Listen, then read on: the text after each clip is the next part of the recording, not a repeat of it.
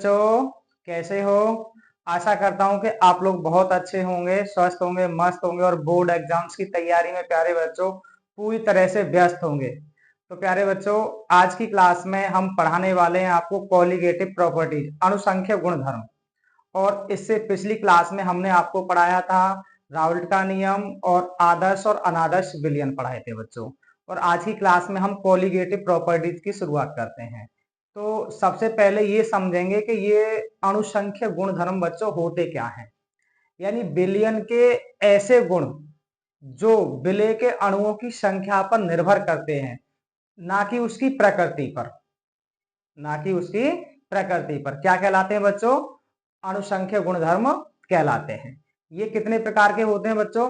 Number 1 बाष्पदाब का आपेक्षिक अवनमन, और नंबर 2 क्वथनांक में उन्नयन, और नंबर 3 हिमांक में अवनमन, और नंबर 4 परासरण दाब। ये हमें पढ़ने हैं कॉलिगेटिव प्रॉपर्टीज के अकॉर्डिंग। तो आइए बिना देरी किए हुए आज की क्लास की शुरुआत करते हैं कॉलिगेटिव प्रॉपर्टीज से। तो अणुसंख्य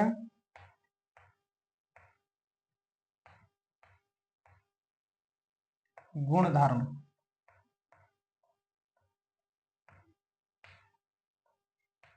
इंग्लिश में बोलते हैं बच्चों इसको कॉलिगेटिव प्रॉपर्टीज।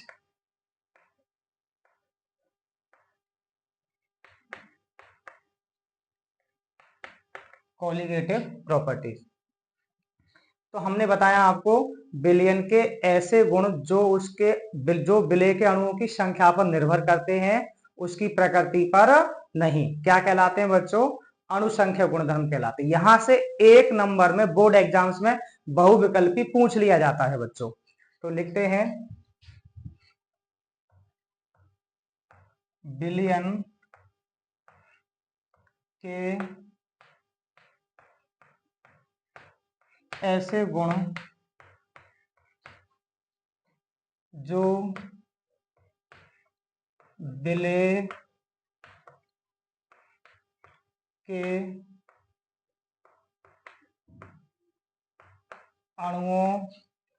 के अणुओं की संख्या पर निर्भर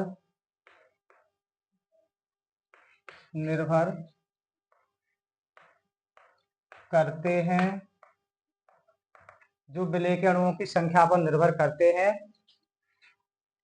उसकी प्रकृति पर नहीं। उसकी प्रकृति पर नहीं। अणुसंख्य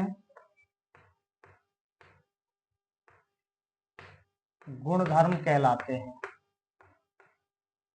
अणुसंख्य गुणधर्म कहलाते हैं।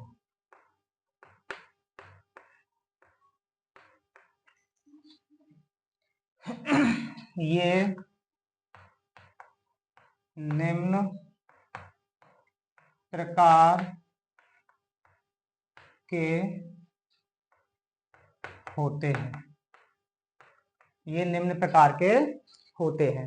तो नंबर 1 है बच्चों, नंबर 1 में पढ़ना है आपको बाष्प दाब का आपेक्षिक अवनमन।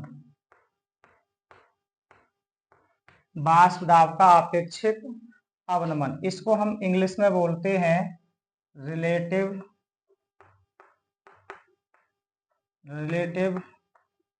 Lowering of vapour pressure. Vapour pressure.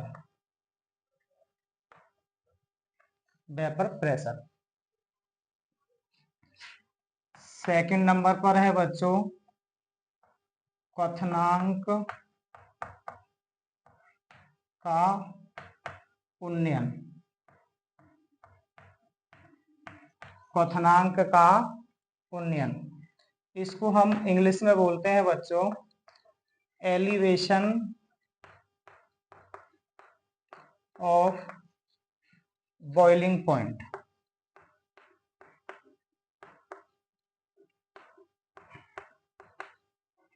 Elevation of boiling point. अगला है हिमांक में अवनमन, हिमांक में अवनमन, इसको बोलते हैं बच्चों डिप्रेशन इन, चलो यहाँ पे इन लिख देंगे, वैसे का लिख सकते हैं यहाँ पे तो हिमांक में अवनमन तो depression in freezing point, freezing point. अगला है बच्चों परासरण दाब, परासरण दाब, इसको इंग्लिश में बोलते हैं हम ऑस्मोटिक प्रेशर, ऑस्मोटिक प्रेशर। तो प्यारे बच्चों ये सभी कोलिगेटिव प्रॉपर्टीज हैं, वाष्प दाब का आपेक्षिक अवनमन, क्वथनांक का उन्नयन, हिमांक का अवनमन या हिमांक में अवनमन एक ही बात होती है, और परासरण दाब, इन सभी को हमें 1 बाय 1 करके पढ़ना है बच्चों। तो सबसे पहले इनको आप अपनी नोटबुक पर नोट कीजिए, उसके बाद सबसे पहले हम पढ़ने वाले हैं वाष्प दाब का आपेक्षिक अवनमन क्या होता है, इसके बारे में बात करने वाले हैं बच्चों। तो पहले नोट करिए इनको।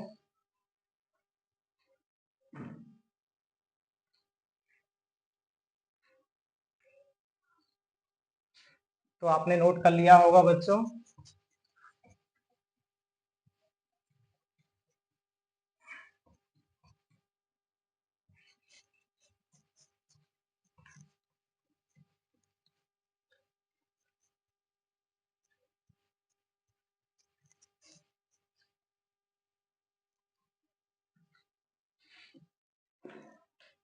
तो हमें सबसे पहले बच्चों क्या पढ़ना है, वाष्प दाब का आपेक्षिक अवनमन क्या होता है। वाष्प दाब का आपेक्षिक अवनमन,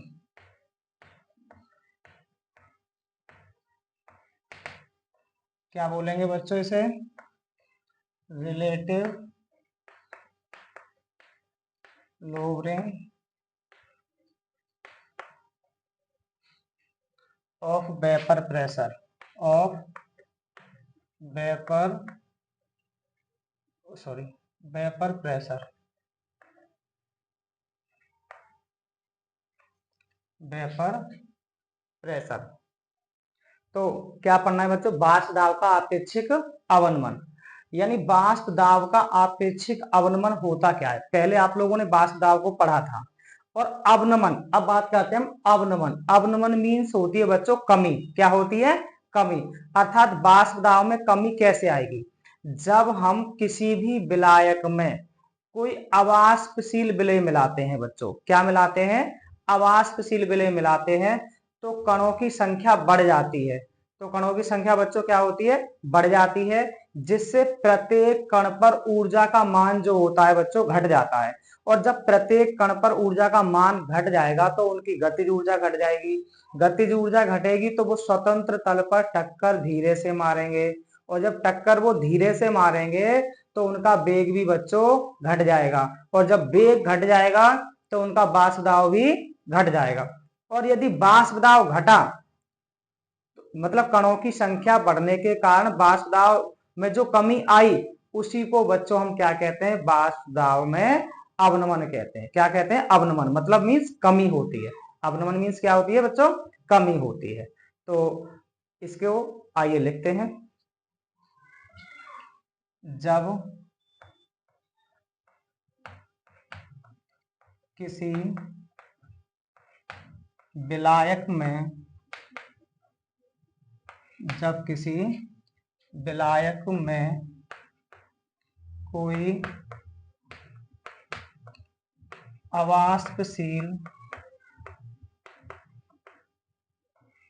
अवाष्पशील विलेय मिलाया जाता है तो कणों की संख्या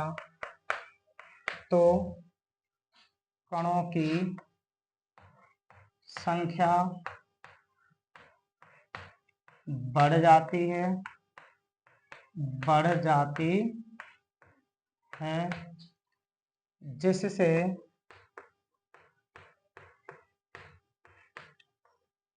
प्रत्येक कण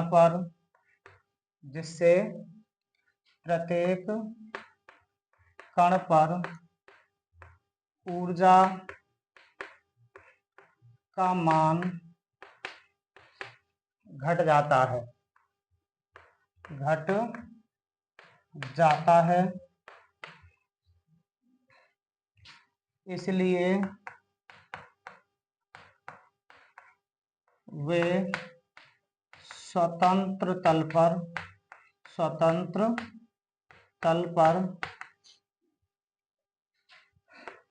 टक्कर धीरे से मारते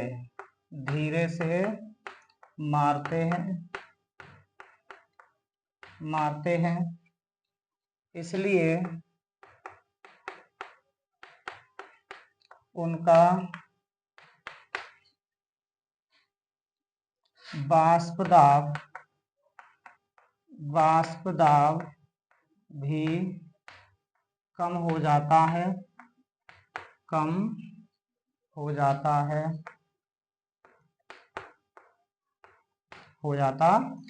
अब यहां से लिखेंगे बच्चों, वाष्प दाब, ऐसा करते हैं, कणों की संख्या लिखते हैं पहले बच्चों। कणों की संख्या कारण वाष्प दाब में कमी आने की यह घटना वाष्प दाब में अवनमन कहलाती है। वाष्प दाब में अवनमन कहलाती है, मतलब वाष्प दाब में कमी कहलाती है बच्चों। यानी वाष्प दाब में कमी, कब कणों की संख्या बढ़ने के कारण वाष्प दाब में कमी आने की यह घटना वाष्प दाब में क्या कहलाती है बच्चों? अवनमन कहलाती है। तो मान लिया हमने कि माना शुद्ध विलायक का वाष्प दाब बराबर P नॉट ए है। हमने क्या मान लिया बच्चों के मानव शुद्ध विलायक का वाष्प दाब क्या है? P नॉट ए है। और उसके बाद हमने कोई उसमें क्या मिला दिया बच्चों? विलेय मिला दिया। तो अब वो बन गया विलयन, और विलयन बन गया तो विलयन का वाष्प दाब क्या मान लेंगे हम? PS, तथा विलयन का वाष्प दाब बराबर PS। ये किसका आ गया बच्चों? विलयन का। तो विलायक का तो वाष्प दाब ज्यादा था, और उसके बाद हमने उसमें अवाष्पशील विलेय मिलाया, तभी तो वो विलयन बना, और विलयन बना तो उसके वाष्प दाब में क्या आ गई बच्चों? कमी आ गई। अब हम निकालेंगे वाष्प दाब का अवनमन, मतलब वाष्प दाब में कितनी कमी आई। तो इसका मतलब पहले ज्यादा था, बाद में क्या हुआ बच्चों? कम। तो इसमें से इसको हम क्या कर देंगे? घटा देंगे बच्चों। तो यहां निकालेंगे वाष्प दाब का अवनमन, वाष्प दाब का अवनमन, या फिर वाष्प दाब में अवनमन, कुछ भी लिख सकते हो बच्चों। अवनमन बराबर P naught A minus P S. क्या आएगा? P naught A minus P S. ये कमी आएगी, पहले ज्यादा था बाद में कम हुआ, तो ज्यादा वाले में से कम वाला घटा देंगे तो हमें ये मालूम पड़ जाएगा कि कितनी कमी आई है वास्तव में। हमें क्या निकालना है बच्चों? आपेक्षिक अवनमन। तो किसके सापेक्ष है? ये पी नॉट ए के। तो अब निकाल वाष्प दाब का, वाष्प दाब का आपेक्षिक अवनमन बराबर P naught A minus P S बटे पी नॉट ए। मतलब आपेक्षिक अवनमन निकालेंगे तो P naught A minus P S बटे पी नॉट ए। तो ये होता है बच्चों वाष्प दाब का आपेक्षिक अवनमन। अब इसको अपनी नोटबुक पर नोट करेंगे और इसके बाद हम आपको पढ़ाने वाले हैं वैज्ञानिक राउल्ट का एक और नियम, जो उन्होंने अवाष्पशील विलय के लिए दिया था। अवाष्पशील विलय के लिए राउल्ट का नियम, जब वो राउल्ट का नियम पढ़ा देंगे उसके बाद अगली कॉलिगेटिव प्रॉपर्टीज आपकी क्वथनांक में उन्नयन, उसके बारे में बात करेंगे। तो सबसे पहले इसको लिखिए, इसके बाद हम अवाष्पशील विलय के लिए राउल्ट का नियम आपको पढ़ाने वाले हैं।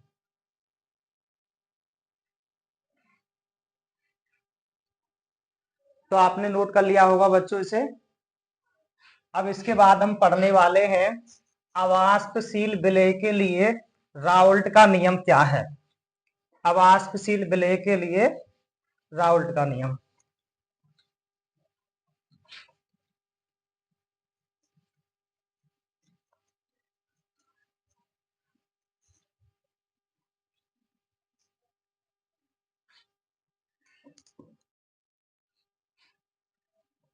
इस पे हम कोई भी नंबर नहीं डालेंगे। अवाष्पशील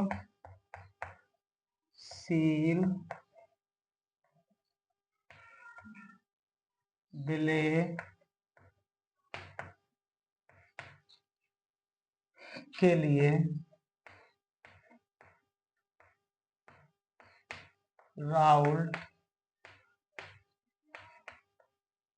का नियम।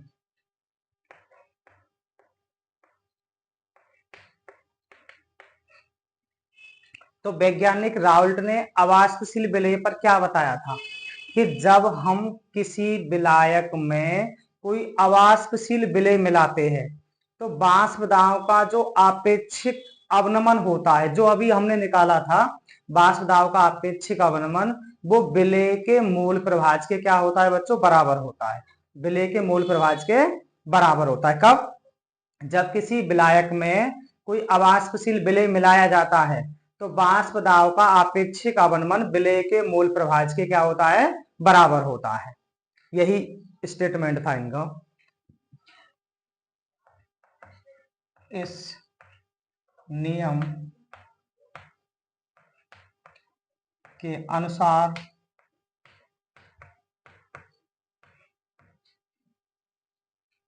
जब किसी विलायक में कोई अवाष्पशील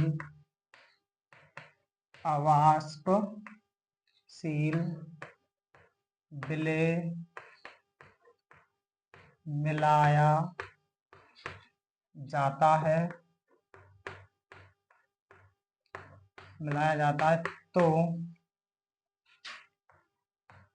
तो वाष्प दाब का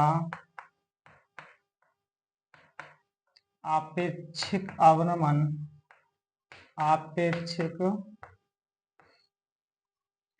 अवनमन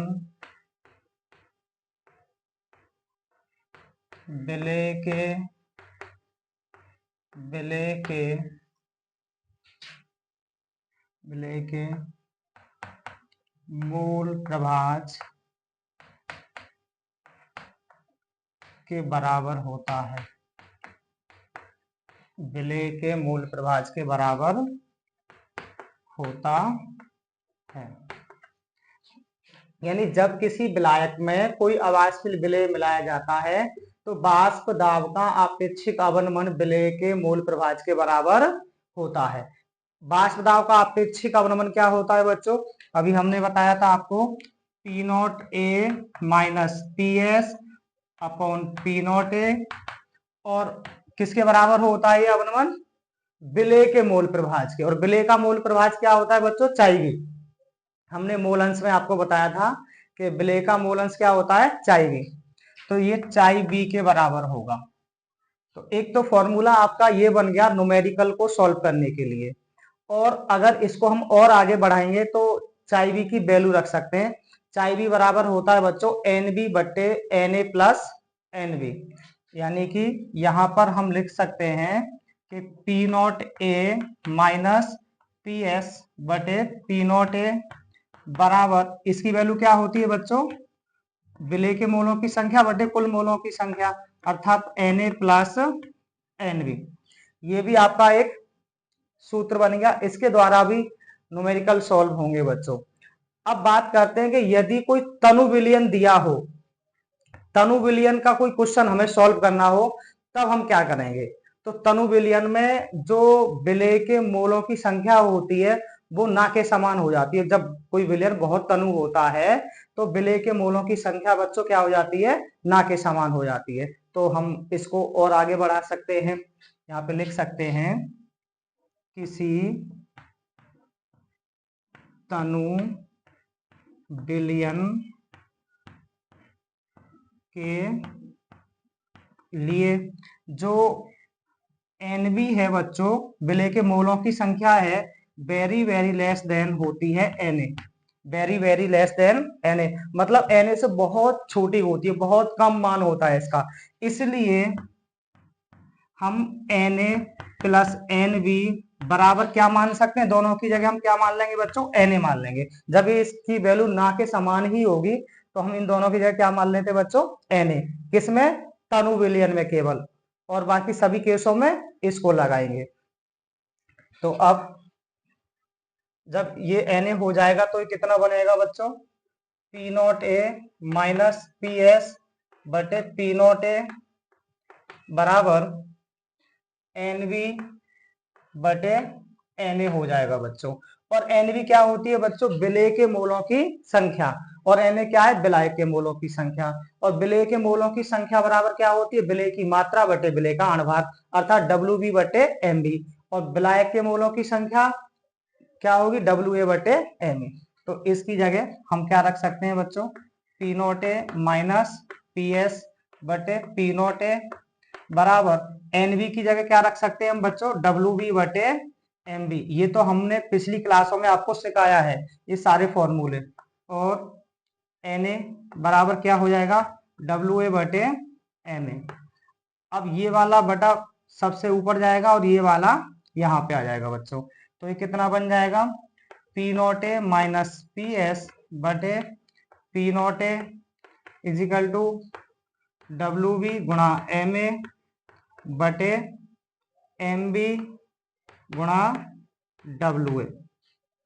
अब इसमें सारे सिंबल्स बच्चों, पी नॉट ए क्या है? शुद्ध विलायक का वाष्प दाब है। पी एस क्या है? विलयन का वाष्प दाब है बच्चों। डब्ल्यू बी क्या है? विलेय की मात्रा है। एम ए विलायक का अणुभार है। एम बी विलेय का अणुभार है। और डब्ल्यू ए विलायक की मात्रा है। किसकी मात्रा है बच्चों? विलायक की। तो ये सारे सिंबल्स के बारे में पिछली क्लासों में बात हो चुकी है बच्चों। अब ये आपका राउल्ट का नियम हुआ फाइनल बच्चों। इस सूत्र पर बहुत सारे आपकी एक्सरसाइज में न्यूमेरिकल्स हैं एनसीईआरटी बुक्स में, तो उन क्वेश्चनों को सभी को हम इसी सूत्र की सहायता से सॉल्व करते हैं, राउल्ट के नियम वाले, है ना। तो आज की क्लास यहीं पे समाप्त करते हैं बच्चों, और इसको अपनी नोटबुक पर नोट कर लेंगे। अगर हमारी क्लास आपको अच्छी लगी हो तो प्लीज लाइक करें और अपने दोस्तों के साथ शेयर जरूर करें, और कमेंट करके हमें बताएं कि हमारी क्लास आपको कैसी लगी। तो आज की क्लास देखने के लिए आपको बहुत बहुत धन्यवाद। Thank you for watching this video.